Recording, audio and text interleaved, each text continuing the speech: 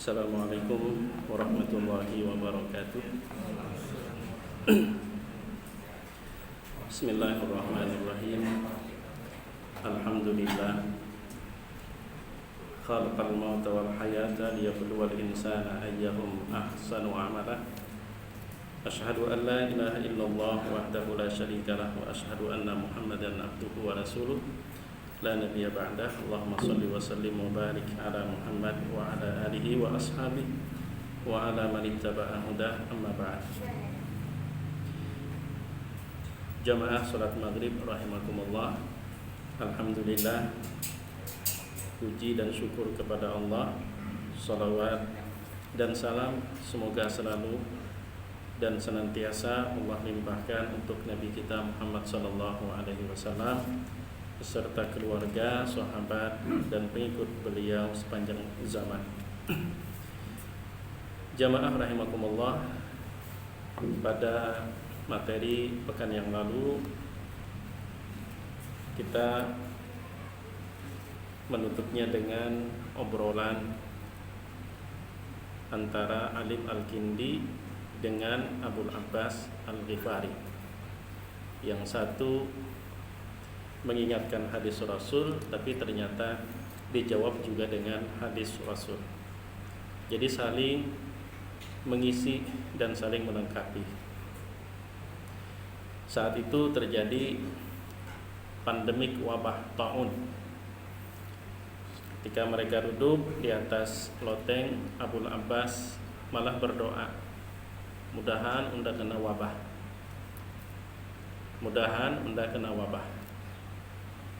Alim Al-Kindi kemudian berkata, kenapa pian berucap seperti itu, berangan-angan mati? Bukankah Rasulullah sallallahu alaihi wasallam bersabda, janganlah mengangan-angan kematian, karena kalau sudah mati kedapa lagi berbulik. Dan siapa tahu dengan umur yang panjang itu kesempatan kita untuk memperbaiki kesalahan atau menambah kebaikan. Tapi ternyata dijawab oleh Abul Abbas juga dengan sabda Rasul sallallahu alaihi wasallam bahwa orang yang berdahulu mati akan lebih beruntung daripada orang yang dipanjangkan umur bila sudah terjadi 6 perkara. Antara lain, kalau sudah orang yang bodoh diangkat menjadi pemimpin, kalau sudah situasi sudah tidak lagi aman sehingga harus banyak aparat, dan ketika hukum diperjualbelikan, dan ketika nyawa manusia begitu amat murah gampang dihilangkan, dan ketika ikatan kekeluargaan atau silaturahim sudah mulai terputus dan saling berjauhan, dan pada saat lahir generasi-generasi yang menjadikan Al-Quran itu hanya sekedar seremoni, di mana orang-orang yang paling tidak mengerti Al-Quran malah mereka yang berbicara tentang Al-Quran. Nah, lalu kita masuk kepada bab yang berikutnya, bab dzikril mauti wal isti'dadi lahu. Ini bab tentang mengingat kematian dan mempersiapkan diri untuk kematian. Pada kajian yang telah lalu kita juga membaca beberapa ungkapan dari para ulama bahwa kematian itu adalah musibah. Fa asabatkum musibatul maut, lalu kalian ditimpa oleh musibah dalam bentuk kematian. Namun menurut mereka ada musibah yang jauh lebih besar dari musibah kematian, yaitu lupa lawan kematian. Itu musibah. Karena bila orang sudah lupa dengan kematian, perbuatannya sudah mulai tidak terkontrol, apalagi merasa makhluk yang abadi yang tidak akan mati. Ada beberapa hadis yang ditampilkan oleh Imam Al-Qurtubi, antara lain riwayat Imam Nasa'i dari Abu Hurairah. Rasulullah sallallahu alaihi wasallam bersabda, aksirul dzikra hadimil ladzat, perbanyaklah mengingat yang akan menghancurkan segala kenikmatan. Maksudnya adalah kematian. Diriwayatkan oleh Ibnu Majah juga Imam At-Tirmizi, demikian juga Abu Naim Al-Hafiz dengan isnad melalui hadis Malik bin Anas dari Yahya bin Sa'id bin Musayyab dari Umar bin Al-Khattab. Rasulullah juga bersabda, aksiru min dzikri hadimil ladat, perbanyaklah mengingat kematian. Nah, kemudian kata Imam Al-Qurtubi, Ibnu Majah juga meriwayatkan dari Abdullah bin Umar. Abdullah bin Umar bercerita, aku pernah duduk bersama Rasul Shallallahu Alaihi Wasallam. Tiba-tiba datang seseorang dari Al-Ansor. Ia pun mengucap salam kepada Nabi Shallallahu Alaihi Wasallam, lalu berkata, ya Rasulullah, ayyul mu'minina afdal. Orang beriman yang seperti apa yang paling utama ya Rasulullah? Beliau menjawab, ahsanuhum khuluqa, orang yang akhlaknya paling baik. Qal, ia kembali bertanya, fa ayyul mu'minina aqyas. Nah, kalau itu yang paling utama, sekarang yang paling cerdas. Orang beriman yang paling cerdas itu siapa ya Rasulullah? Maka beliau menjawab, aktsaruhum lil mauti dzikra wa ahsanuhum lima ba'dahu isti'dada ulaikal aqyasu. Orang beriman yang paling cerdas, orang yang paling sering mengingat kematian dan paling baik persiapan untuk menyambut kematian. Mereka lah orang-orang yang cerdas. Jadi orang cerdas bukan dengan titelnya, bukan dengan gelar, tapi orang cerdas, kata Rasul Shallallahu Alaihi Wasallam, orang yang paling banyak mengingat kematian dan paling baik berbekal untuk menyambut kematian. Hadis ini juga diriwayatkan oleh Imam Malik dan Imam At-Tirmizi dari Shaddad bin Aus juga berkata, Nabi Shallallahu Alaihi Wasallam bersabda, al-kayyisu man dana nafsahu wa amila lima ba'dal mauti wal ajizu man ittaba'a hawa wa tamanna 'ala Allah. Al-kayyis, orang cerdas, adalah orang mandana nafsah.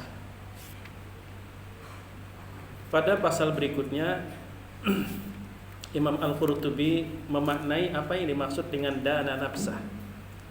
Beliau menampilkan ada dua versi ulama.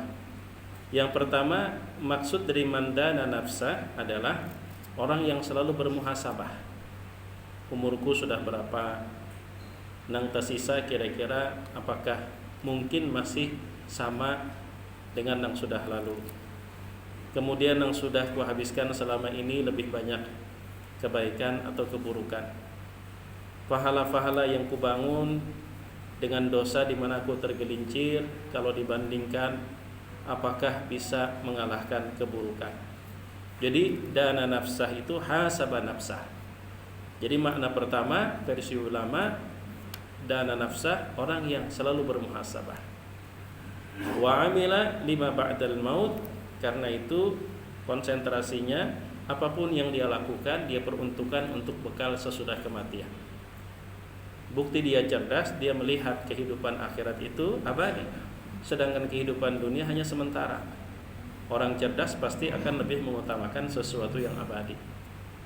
Nah, adapun versi kedua, ada juga yang memaknai mandana nafsah itu orang yang mampu menundukkan dan mengendalikan nafsu, sehingga dia mampu arahkan nafsunya itu untuk berbuat taat kepada Allah. Nah, sedangkan wa amila lima ba'dal maut, di situ tidak terdapat perbedaan dalam memaknainya. Tapi apapun perbedaan tentang mandana nafsahu, maknanya berorientasi kepada hal yang sama. Karena orang yang bermuhasabah, dia akan semakin mudah untuk mengontrol dan mengarahkan perbuatan, berbekal diri untuk kehidupan sesudah kematian. Demikian juga orang yang mampu menundukkan nafsunya pun juga sama. Nah, wal ajizu man ittaba'a hawa wa tamanna 'ala Allahil amani. Sedangkan lawan daripada kayyis, orang yang cerdas, Rasul sallallahu alaihi wasallam menyebutkan orang yang ajis. Ajis itu secara harfiah lemah. Orang yang lemah. adalah orang yang selalu mengikuti hasrat nafsunya. Artinya di hadapan nafsunya sendiri dia tidak mampu untuk kontrol diri. Wa tamanna 'ala Allah, lalu berangan-angan kepada Allah sesuatu yang didustakan oleh perbuatannya. Maksudnya apa? Pada pasal berikutnya Imam Al-Qurtubi menjelaskan bahwa maksud orang yang berangan-angan terhadap Allah saat dia tak mampu kontrol nafsu, dia berharap ampunan dari Allah, dia berharap rahmat dari Allah, tapi perbuatannya mengundang murka Allah Subhanahu wa taala. Kalau orang mengaji ma'rifat mungkin ya tak ke kiri. Allah Subhanahu wa taala menghendaki kita masuk surga, biar udah ada sembahyang. Itu jarpian. Allah tidak seperti itu, Allah Maha Adil. Kita mesti harus menempatkan berbicara tentang sifat Allah itu pada tempatnya. Kalau kita berbicara Allah kuasa atau tidak, kita tidak meragukan Allah Maha Kuasa untuk menempatkan orang yang taat ke dalam neraka dan memuliakan orang yang bermaksiat diberikan kedudukan di surga. Kalau kita bicara di sisi Allah kuasa enggak? Kuasa. Tapi kita bicara Allah Maha Adil. Allah Maha Adil. Keadilannya itulah yang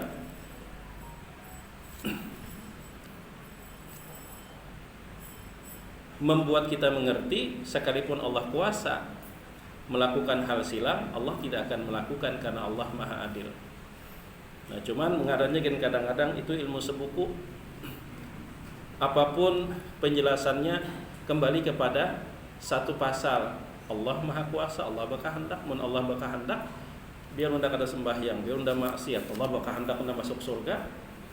Atau umpama dia bermain lidah, tidak ada apa-apa masuk neraka asal tidak diberi Allah rahmat di dalam neraka. Mana ada rahmat Allah dalam neraka? Itu akalan-akalan aja, akal-akalan aja. Nah, itu yang dimaksud wa tamanna 'alallahil amani. Betul Allah itu pengampun. Betul Allah itu penyayang, betul Allah itu pengasih.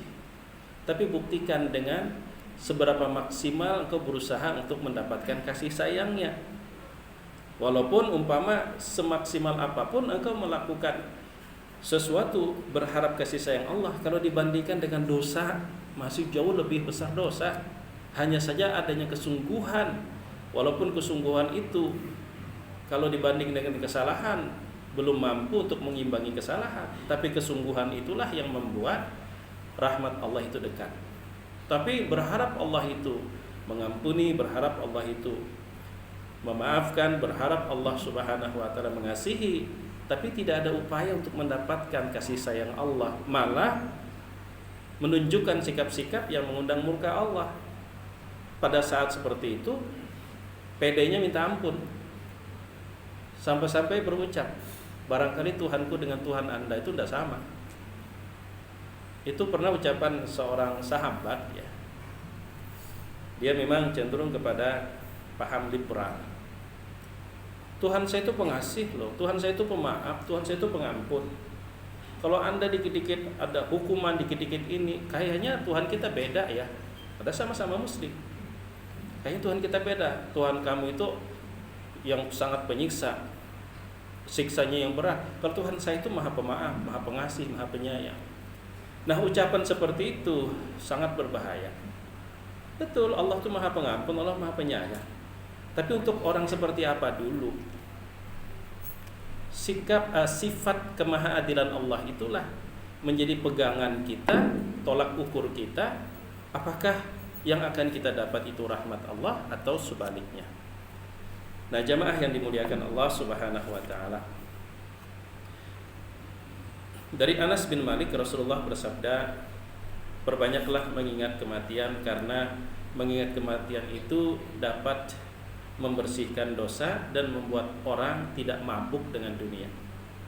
Tidak mabuk dengan dunia. Diriwayatkan juga dari Anas berkata, dari Anas dari Rasul sallallahu alaihi wasallam, kafa bil mauti wa'idha wa kafa bil mauti mufriqa. Cukup kematian itu sebagai nasihat bisu ya. Dan cukup kematian itu titik di mana seseorang itu akan meninggalkan semua yang tadi dia banggakan di dunia. Suatu ketika Nabi sallallahu alaihi wasallam ditanya, "Ya Rasulullah, Apakah ada orang yang kelak dihalau bersama para syuhada? Padahal dia tidak jatuh di medan perang.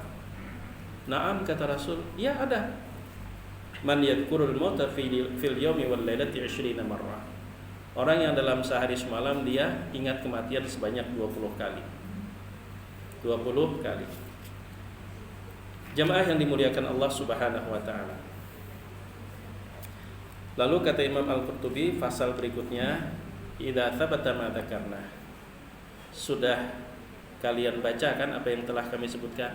Sudah kalian dengarkan apa yang saya tuliskan? Karena itu ketahuilah, mengingat kematian itu sangat ampuh membuat seseorang itu merasakan ketidakbetahan di dalam dunia ini. Dunia yang fana, lalu memanfaatkan setiap detik untuk kehidupan yang lebih kekal. Salah satu hikmah orang yang ingat dengan kematian bukan membuat dia malas bekerja, tidak. Mengingat kematian itu manfaatnya bagi orang yang hidup dalam kesusahan sangat besar. Juga manfaat bagi orang yang hidup dalam kelapangan, apakah dalam bentuk harta maupun kekuasaan, itu pun juga sangat besar manfaatnya. Kalau orang itu hidup dalam kesulitan, kesusahan, ujian demi ujian, cobaan demi cobaan bertubi-tubi, maka mengingat kematian akan membuat dia merasa lebih ringan. Merasa lebih ringan. Kalau bahasa kitanya, selawas-lawas sakit di dunia ini akan berakhir dengan kematian. Kada lawas juga, paling-paling 70 tahun mun sampai juga. Jadi bagi orang yang hidup dalam kesempitan, mengingat mati itu sedikit meringankan perasaan beban. Sesakit-sakit di dunia ini kada lawas. Nah, sedangkan bagi orang yang berlimpah ruah dalam kenikmatan, maka mengingat mati akan membuat dia itu mampu mengontrol diri, sehingga tidak mudah tertipu dengan kehidupan dunia yang bersifat sementara. Seorang ulama, orang soleh yang bernama Yazid Ar-Raqashi, dia sering menasihati dirinya. Nah, kayak apanya menasihati diri? Wahai hak ya Yazid, mai ikam wahai Yazid. Dia berbicara kepada dirinya sendiri. Manda yusalli alaika, manda yusalli anka ba'dal maut. Mun nyawa mati, siapa nang hakun salat untukmu? Manda yasumu anka ba'dal maut. Mun nyawa mati, siapa nang hakun berpuasa gesanika? Manda yataraddu anka rabbuka ba'dal maut. Siapa nang mau memohonkan ridha untukmu sesudah kamu mati?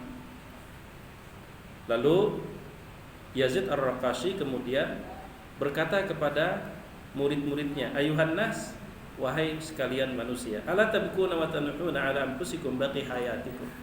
Apa kalian tidak menangisi atas diri kalian? Kematian itu sesuatu yang pasti. Kubur adalah tempat tinggal, tanah adalah kasur, ulat adalah teman. Yazid Ar-Raqashi sering menasihati dirinya seperti itu. Kita barangkali dengan harta kekayaan yang ada, mungkin kita berpikir, karena menunda mati bisa saja anak mendoakan, bisa saja kawan-kawan mendoakan.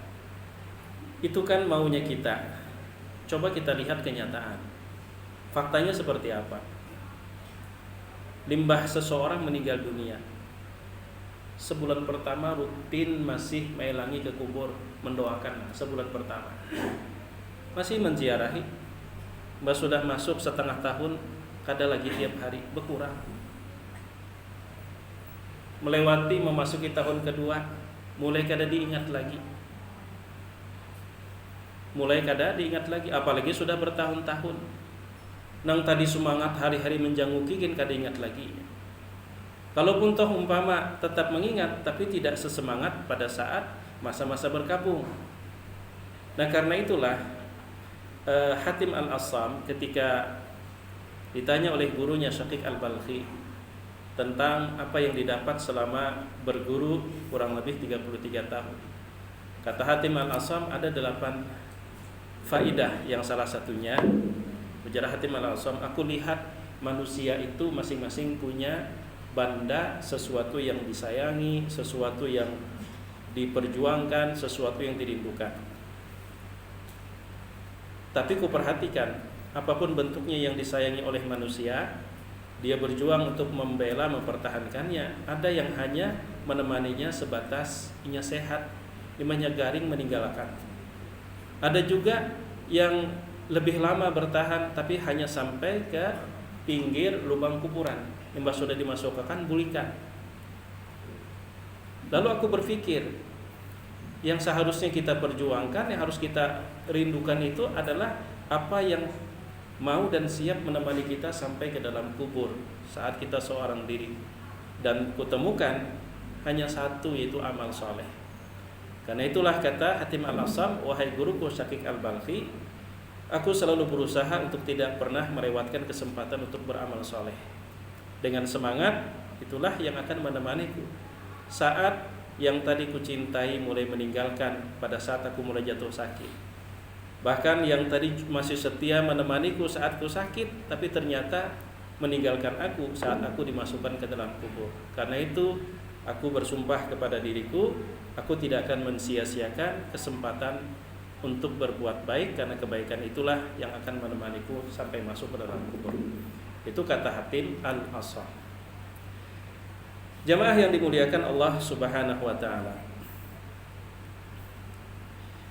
At-Taimi berkata, ada dua perkara dalam hidup ini yang mampu membuat orang itu tegar dan tidak hanyut dalam kelezatan dunia. Ada dua perkara.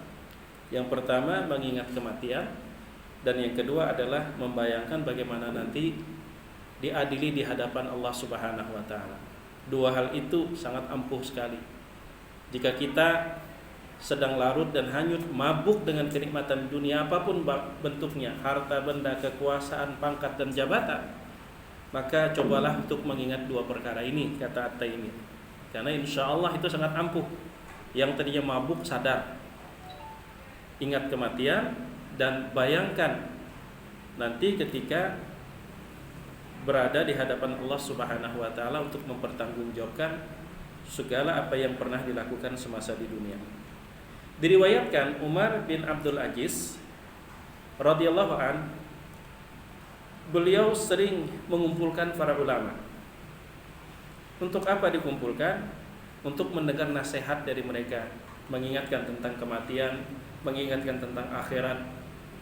Sehingga dalam suasana seperti itu, Umar bin Abdul Aziz, seorang khalifah, demikian juga para ulama, mereka menangis bersama-sama, menyesali kesalahan-kesalahan yang telah terjadi ketika mengingat kematian.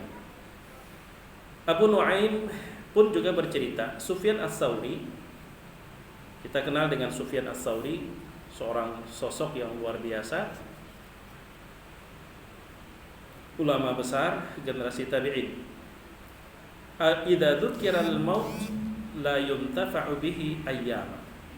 Kalau ingat kematian, maka beberapa hari sidin kada kau dipandai. Bilanya ingat mati itu kada kau dipandai lagi sih. Sehingga fa in suila an syai'in qala la adri la adri. Nah, bila sudah seperti itu, ditanya tentang sesuatu, jawaban sidin ndak kada tahu. Kayak gimana gitu? Membayangkan hal yang luar biasa. Al-Asbat itu menceritakan, kata Imam Qurtubi, ada seorang laki-laki yang diceritakan kepada Rasul sallallahu alaihi wasallam, di mana laki-laki itu dipuji-puji, ya Rasulullah, ada si fulan ya Rasulullah, luar biasa orangnya, masya Allah orangnya. Tapi apa respon Nabi sallallahu alaihi wasallam? Kaifa dzikruhu lil maut? Ya gerang, inggih ya Rasulullah, aku pengen bertanya, sikapnya terhadap mengingat mati seperti apa? Falam yudhkar dzalika anhu. Sekarang jawabannya biasa-biasa aja bang penanya orangnya, ya Rasulullah. Maka Rasul menjawab, ma huwa kama taqulun, sesungguhnya dia tidak seperti yang kalian ceritakan. Orang kalau sudah melupakan dengan kematian, maka puji-pujian atas prestasi yang diberikan kepadanya itu tidak seperti realita yang tidak diketahui oleh orang lain. Ad-Daqqaq berkata, "Man aktsara min dzikril mauti akramahu ukrima bi thalathati umur." Barang siapa yang banyak mengingat mati, dia akan dimuliakan dengan 3 perkara. Jadi orang yang banyak mengingat mati itu akan diberikan Allah kemuliaan 3 perkara. Yang pertama, ta'jilut taubah. Kalau dia bersalah, dia pasti cepat taubat. Namun orang kadang mau taubat itu kadang ingat dimati. Kadang ingat dimati. Coba orang tuh lagi bermaksiat. Ketika dia sedang bermaksiat, hati kecilnya berkata, "Busia hendak mati." Ampih tonya. Dan itu satu kemuliaan. Satu kemuliaan. Yang kedua, wa qana'atul qalb. Hatinya merasa cukup. Dia tidak diseret oleh ambisi yang berlebih-lebihan. Dan yang ketiga, wa nasyatul ibadah. Nang tadi pengolah ibadah jadi rajin. Jadi kalau ada orang nanya, "Ustaz, gimana caranya supaya kita itu rajin beribadah?" Ingat mati, rajin beribadah. Nang apa supaya hati ini mau juga taubat, ingat mati. Nang apa supaya kita ini kada rakus, kada tamak, ingat mati. Itu obatnya. Sebaliknya, wa man nasiyal mauta uqiba bi thalathati asya.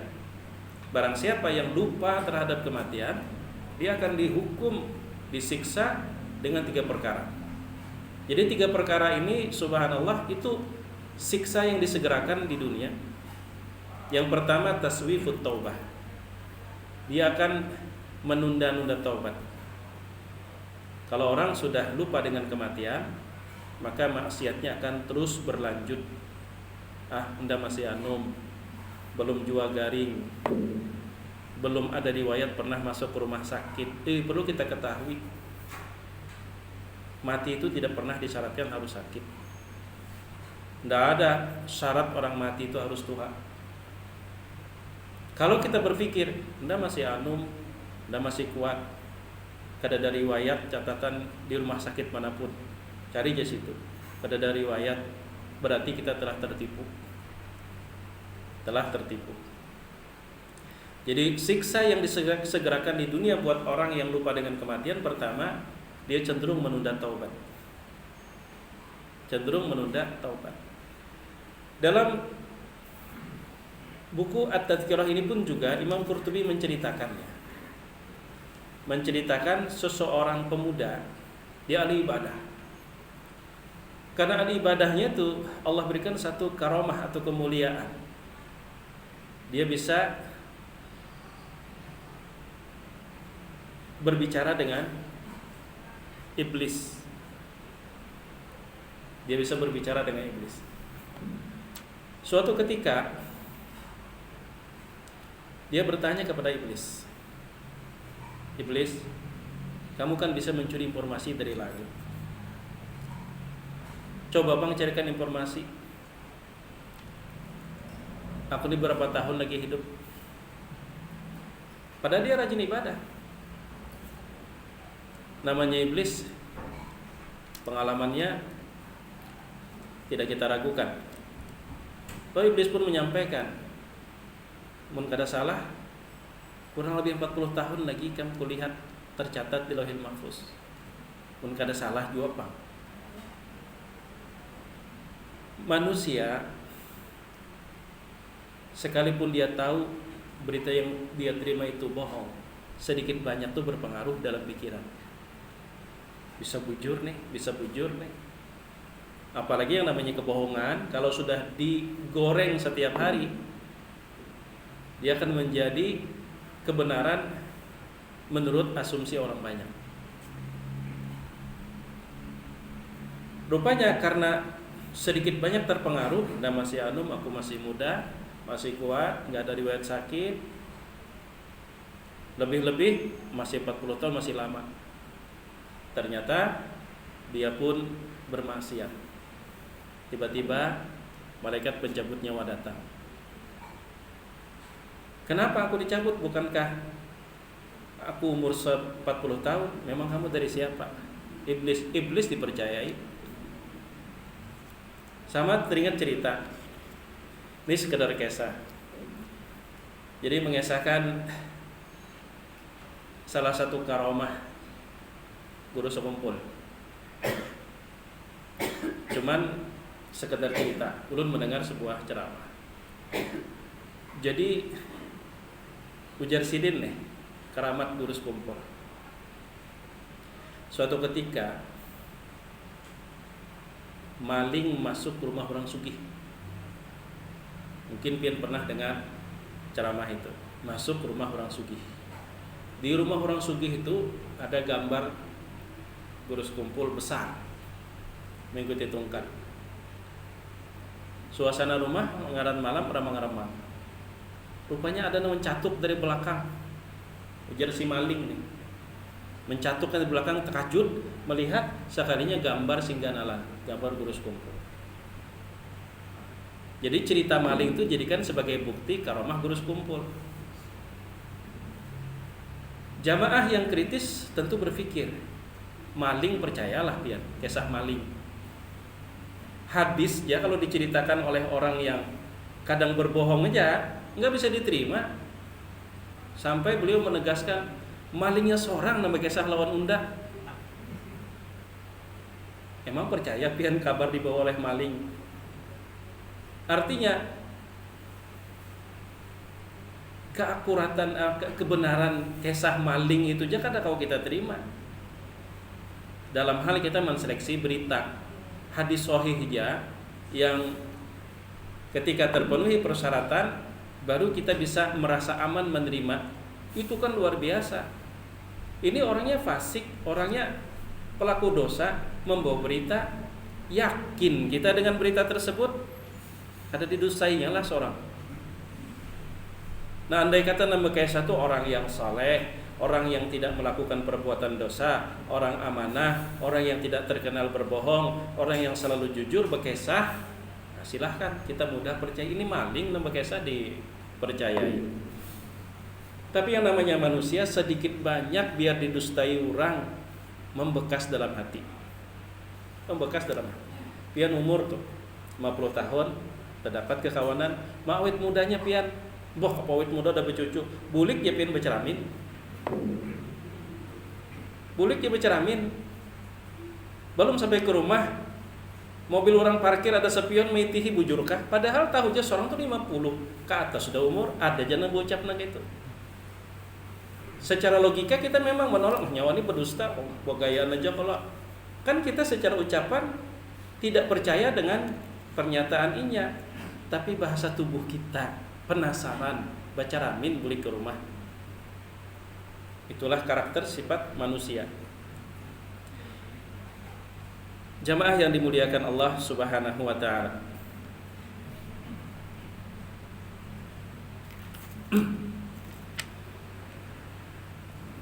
Walaqad ahsana man qala fi tafsiri qaulihi ta'ala.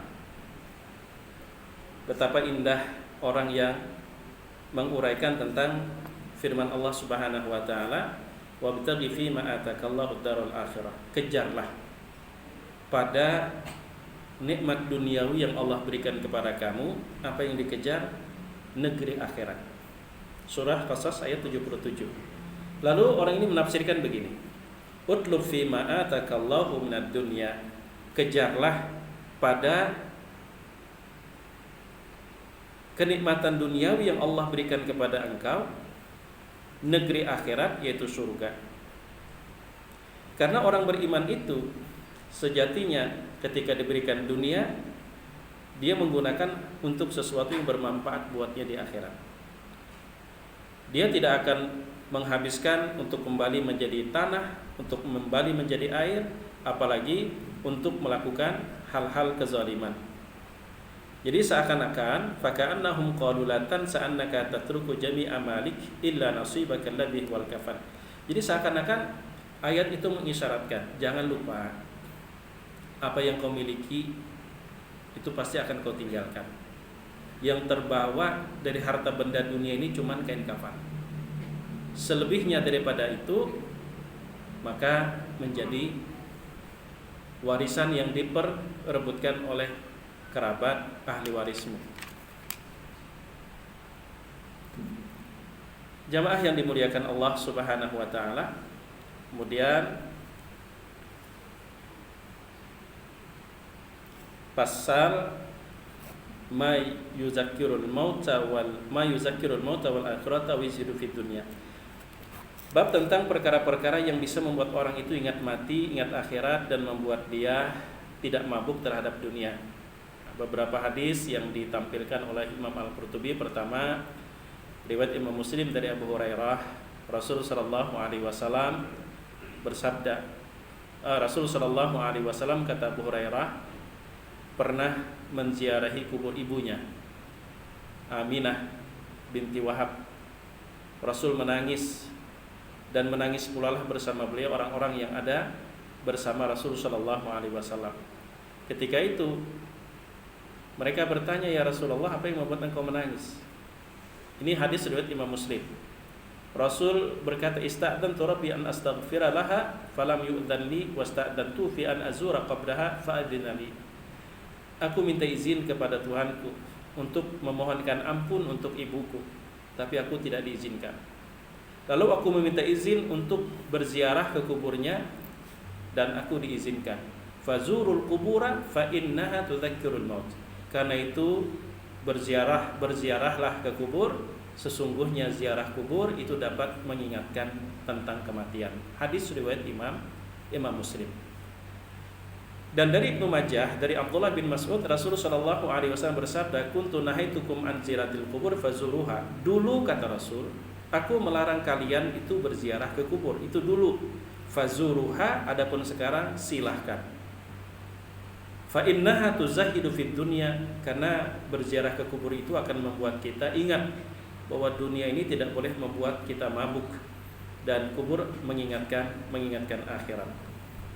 Lalu tentang ziarah kubur itu apa sih hukumnya?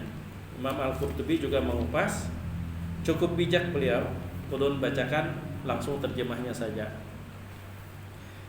Pasal berziarah kubur bagi laki-laki adalah perkara yang sepakat ulama mengatakan boleh. Adapun untuk perempuan, ulama berbeda pendapat. Untuk perempuan, tapi kalau perempuan yang syawab, perempuan yang muda, maka haram bagi mereka berziarah ke kuburan. Sementara kalau perempuan-perempuan yang sudah tua, maka itu dibolehkan, hukumnya mubah. Wajah isun dzalika li jami'ihin idam farada bil khuruj an rijal. Tapi pada dasarnya, kalau ternyata perempuan itu ke kubur tidak menimbulkan fitnah, kemudian bisa dikondisikan tidak bercampur dengan laki-laki, maka pada dasarnya memang boleh.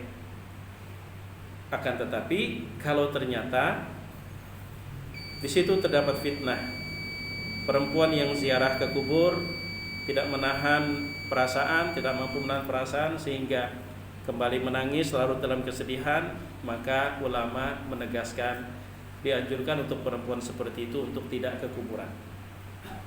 Sedangkan laki-laki, anak kecil, dewasa, orang tua, ziarah kubur lebih dianjurkan selama tidak bergeser dari tujuan, yaitu mengingat kematian.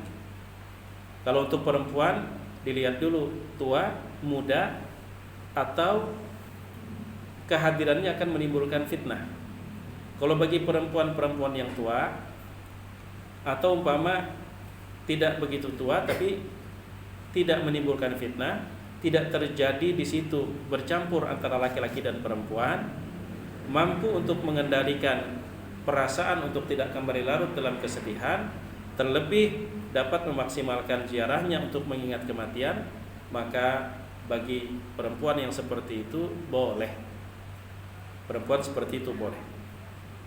Nah, sementara kalau umpama terjadi di tempat atau waktu dikhawatirkan di situ muncul fitnah, laki-laki dan perempuan bercampur, maka hal tersebut tidak dibolehkan perempuan datang ke kuburan.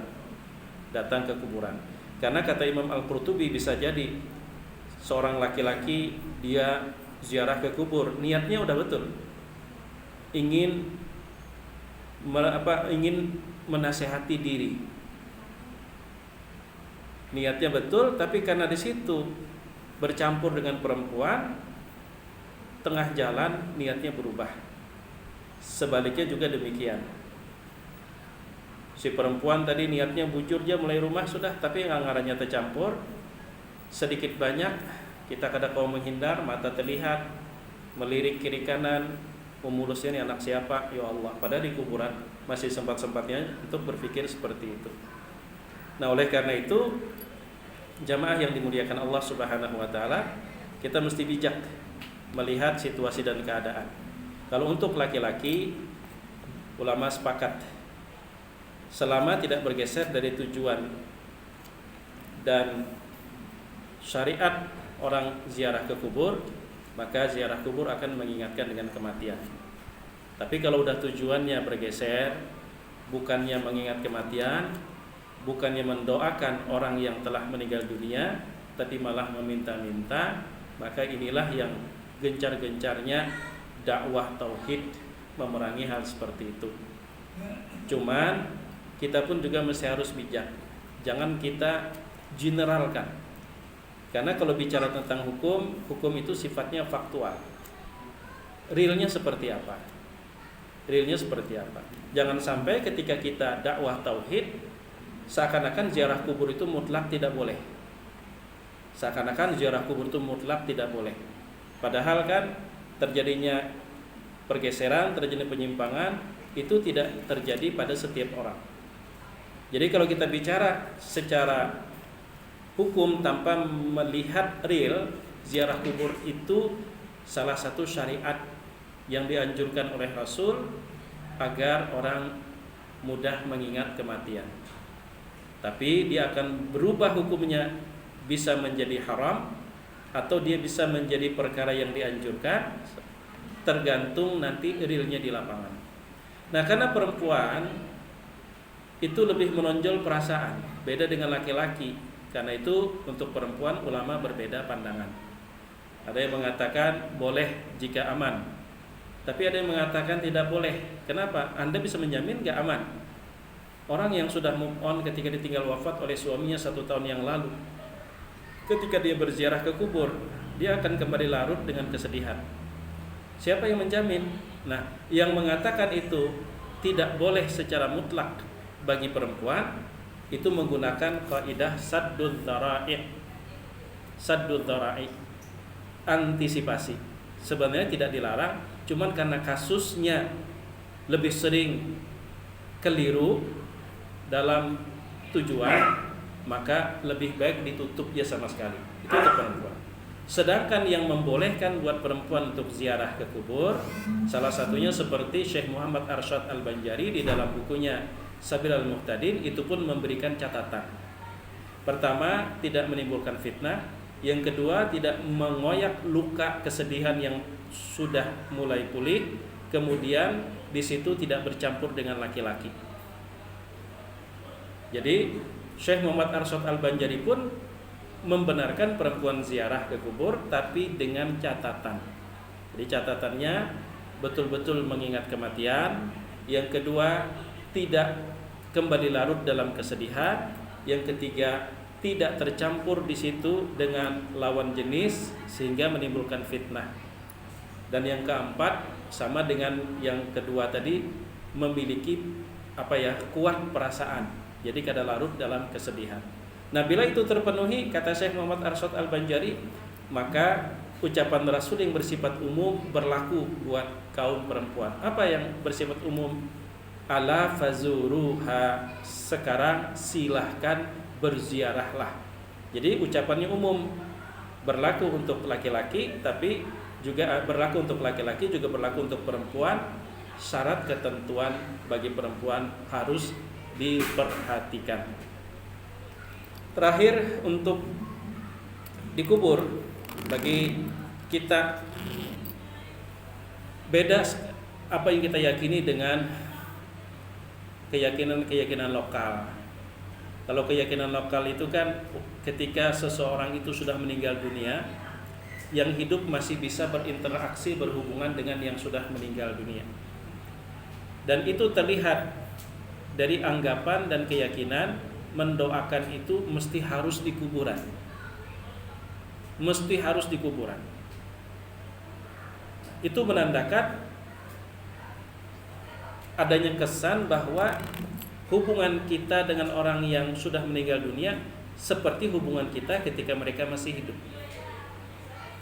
Nah, padahal ketika kita masih sama-sama hidup, maka hubungan kita satu sama lain adalah jasad kasar dengan jasad kasar. Sedangkan ketika kita dengan orang yang sudah meninggal dunia, kita tidak lagi berhubungan dengan ruhnya, tapi kita berhubungan dengan pemilik ruh, yaitu Allah. Maka karena itu, kalau kita mendoakan orang yang sudah meninggal dunia, mau di ujung dunia manapun posisi kuburnya nggak ada masalah. Karena hubungan kita bukan kontak langsung dengan ruh, tapi dengan pemilik ruh. Artinya tidak ada beda kita mendoakan orang yang sudah meninggal dunia, apakah posisi kita di rumah atau kita sedang berada di samping kubur. Maka karena hubungan kita dengan pemilik ruh tidak ada beda.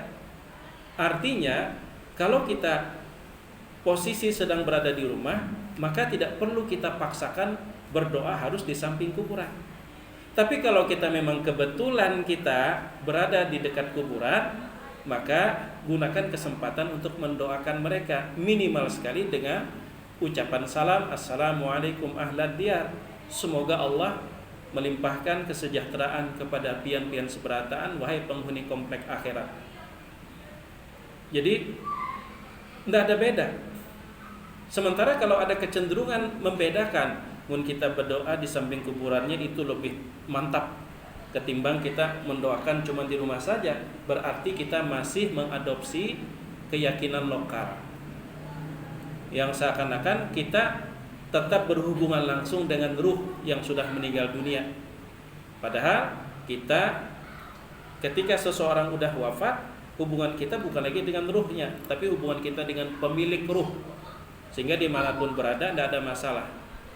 Karena waktu ulun masih di Kelayan, di pasar Hauru Kuning itu pernah menghadangi bini berbelanja di pasar Sejumput. Saat itu ulun bersandar di sebuah pagar. Ulun lihat ada kuburan. Lalu ulun bertakun dengan warga di situ, ini kuburan siapa? Kuburan si Fulan. Maka kasihannya julun ini tempat orang buang sampah, tempat ya pasar lah. Jika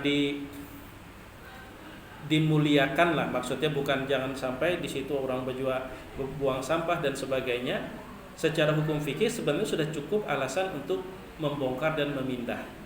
Memang pada dasarnya membongkar kuburan itu haram, kecuali dalam kondisi terdesak, umpama karena itu tanah orang, pemiliknya menuntut, atau karena itu jalan umum, maka itu cukup menjadi alasan boleh membongkar.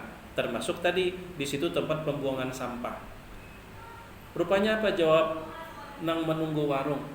Sudah jua semalam tuh hendak kami pindah. Cuman ada tuan guru di sini, ditamui sidin dalam mimpi. Dalam mimpi sidin bepadah, "Unda jangan dipindah, Unda udah merasa nyaman di situ." Makanya kami kada wani memindah.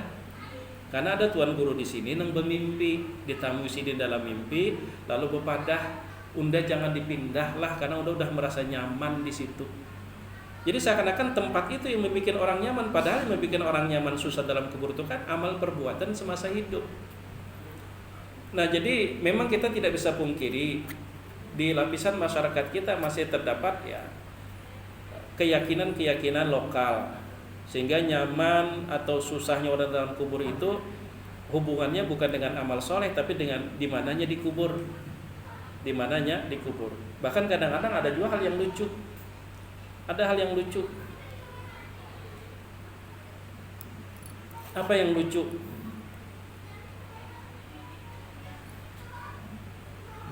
Di tembok ya kuburnya itu Kenapa rancak calap? Inya dalam tanah tuh bang alahan pada calap jadi ulun. Maka dimasukkan dalam tanah alahan pada calap ini ditinggi yang melebihi batas kewajaran. Tapi kalau meninggi itu hanya untuk menandakan kalau ini kubur, memang itu hal yang dianjurkan. Tapi yang berlebih-lebihan supaya sidir nyaman, dinaungi, dihatapi macam-macam. Jadi jar ulun bukankah tanah yang sudah menutup tabla itu sudah alahan pada tenda yang menutup di atas. Ya itulah memang kenyataannya, dan hanya melalui pendidikan kita bisa mengikis perlahan-lahan. Kalau secara instan tak bisa, pasti akan selalu terjadi gesekan-gesekan yang berujung kepada hal-hal hilangnya keharmonisan kita sesama muslim. Jadi pelan-pelan mesti sabar. Nah, barangkali ini yang dapat ulun sampaikan. Mudah-mudahan bermanfaat. Salah dan hilaf mohon maaf. Jazakumullahu khairan. Subhanakallahumma wa bihamdik asyhadu an la ilaha illa anta astaghfiruka wa atubu ilaik. Wassalamualaikum warahmatullahi wabarakatuh.